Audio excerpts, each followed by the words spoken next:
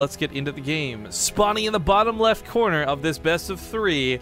Getting so close to the finish, you could call this the semifinals if you'd like. In the bottom left, it's going to be the red Terran player, aLive. The top left as the blue Terran, it's reality. Alright, so aLive looked quite good in that last series. I got a little bit awkward with Joxy towards the end of the last game, and there's some arguments being made in chat like, no, he was up 20 like SCVs. Of course he deserved to win. We weren't saying he didn't deserve to win because he played a bad game, but that last engagement was quite terrible. And hopefully makes none of those mistakes here, because reality is one of the most solid TvT players, and I am shocked that he's in a loser's bracket, but I know he's only in the loser's bracket because he had to fight a Titan like Beyond in the winner's bracket. Yeah. Honestly, Joxy versus aLive was not one where I was like, wow, you know, big, awesome players going head-to-head, fist-to-fist. It was more like, okay, these two decent players and aLive won, okay, GG. When I see reality, I think about that, like, huge, awesome player, and I don't feel that good for aLive, but if aLive can just kind of tighten up, I suppose, so you could have a good game. Maybe he has a good strategy on this map in particular, as it is a kind of an odd map. I imagine drops are going to be very annoying to deal with. Oh, I don't... So, Bo3 has started this thing on Twitter. I'm sorry, this is like kind of ADD here. Where he says, there are role-playing servers in WoW, right? What if there was RP co-op missions where you just talk like the commander you're playing? And so I replied to him kind of like Rory Swan. I was like, no time to talk shop, Skippy. We got a fight to win. And now he's replying as Artanis, and now I just want to go into like this roleplay thing, but I'm also in the back of my mind kind of going like, lame. Do Celendis. Celendis isn't yeah, like even someone you can copy. No, why not? She's not in co-op. Doesn't have to be in co-op, just roleplay. But no, he's not roleplaying in general. He's talking about roleplaying the co-op characters while you're playing co-op. Well, so you can't get a little like experimental because it's not actually like real yet? What is this, college? Like, jeez.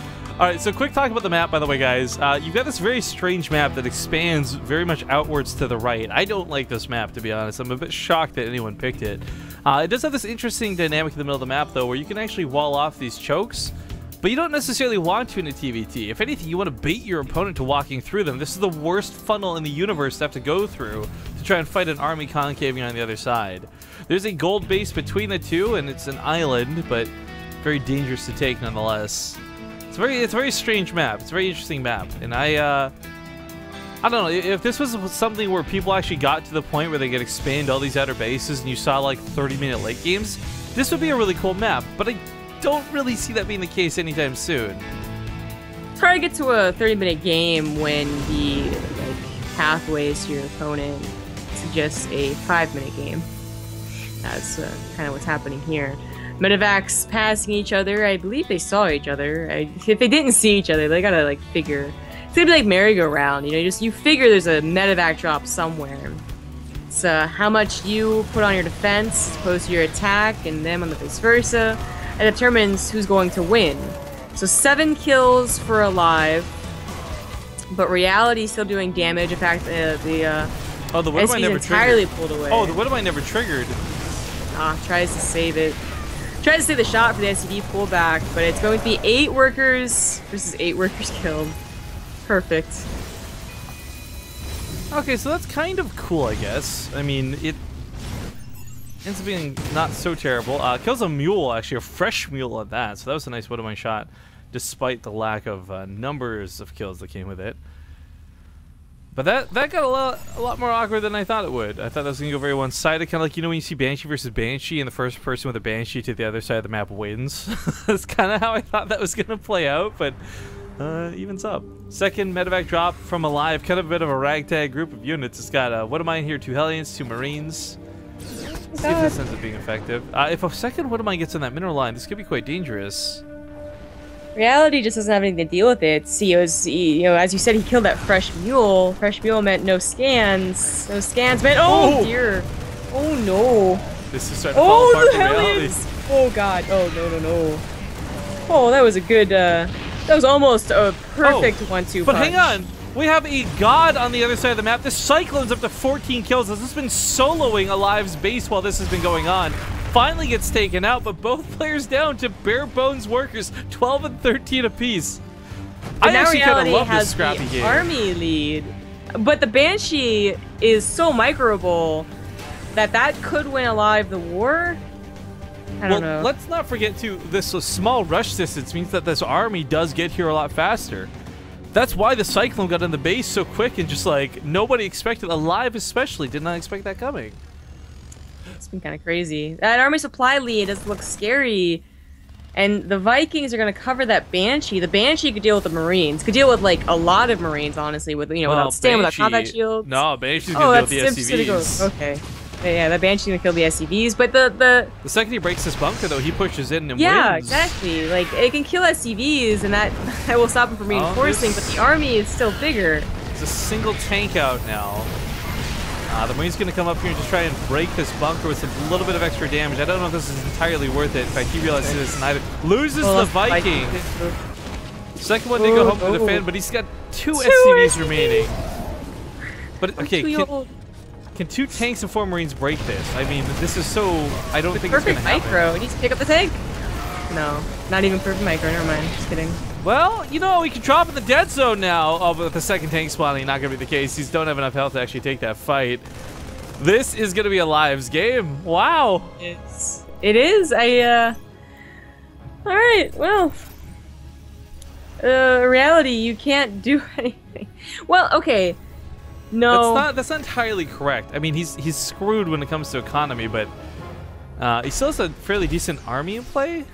I don't think that he does. The problem with having only tanks as an army is that they suck when they're all alone. I don't know, I kept feeling on Siege that actually be better than Siege. Right? So I was thinking, like, if a Viking wasn't out, or if Rowdy took down the Viking with his own Viking, it might be worth it, because then he could start microing against the SCVs with 2 unsieged tanks, or even 1 siege tank. Here's why I don't think it's over, and this is just from my own really crappy experience. When you get down to a really stupid SCV count like this, no one's really got the money to expand. I mean, that'll happen soon for aLive, but it's the case where he still doesn't have the command center down. And these tanks will hold a location for a very long time. So Reality, I don't think is ahead, and I don't think has any chance to really win this game in a grand manner. But the fact that he's staying in this is actually not so crazy to me. Staying in it, sure. Especially only in a best of 3. But you can't really paint a good picture for the guy when he's down 10 workers, and it's not just like... Oh, no, yeah. It's 9-19. I'm not trying to paint this to be Reality's going to make the most epic comeback of all time, but it was just simply that I understand why he's still in the game, because it's a situation where he knew his opponent wasn't on 3 CCs already. He didn't have this insane SCV lead. It's all about just finding some way to do damage yourself, because you can't buy that much time with your own tanks. And he did. He killed that 1 Viking, and there was an opportunity to drop, but then, you know, aLive realized same thing, built more Vikings, and now there's no opportunity for Reality to do damage. It's going to be nothing but defend. Well, if this army walks head first into these siege tanks pre-siege, could be bad. I don't know where these sparks are coming from. This looks really beautiful here in the middle of the map. Just want to throw that out there. Anyways, tanks are going to siege up here by the depots. Oh, we actually can't even afford to lose the depots, funny enough. Reality can't afford to build new supply depots, so killing the air is going to be very important here. Could win the air war with a couple of repairs. Drop is going to the other side of the map. It has to kill 10 SCVs, I'd say. Maybe cancel a command center too. Oh, wins the Viking fight. No more high ground vision. You're gonna have to scan for this. This is such a small drop, but there's so little at home to defend. Oh, hi, good. Yeah, a little bit awkward. Just walk out of range of the auto turret, though. Medevac's got to be careful it doesn't go down. No. He could and should try and buy some timer. This actually brings the army of aLive back home. That worker count looking less and less terrible, 16 versus 22, but still not a great spot here for Reality. The thing is that, like, again, with such a low worker income amount, you're not jumping ahead by leaps and bounds. It's that second command center that's going to change it up, and Reality actually starts his own. I mean, income advantage has certainly been in the favor of aLive. I think we all know this. There's no question about it. I mean, at the point, there was only 2 SCVs alive for Reality, but this is This is becoming a lot more even than even I expected it to, despite the fact that I was just trying to make the argument that reality was still in the game. aLive could do one thing really wrong, and that's basically over defend. Because you think either he's going to all in, or you're thinking, like, I have this game as long as he doesn't get a drop off, and then you make a lot of kind of useless units. Like, these 2 Wood Mines probably going to help that much. You know, if he starts making missile turrets, it just, you know, detracts from a very low income they both have. If reality is cocky and keeps trying to drop, the Wood Mines actually be kind of amazing. Well, right. If they work, then it is the right choice. But I'm saying that, like, if he just defends and does absolutely nothing. Oh no! Oh, buddy, your SCVs are so valuable. GG. I love how much of that game he was willing to tolerate and keep trying to push through, but when one Banshee comes in, he's just like, no, I got a Viking and I can't afford to scan. Yeah. So, GG, aLive, we'll take map number 1. That was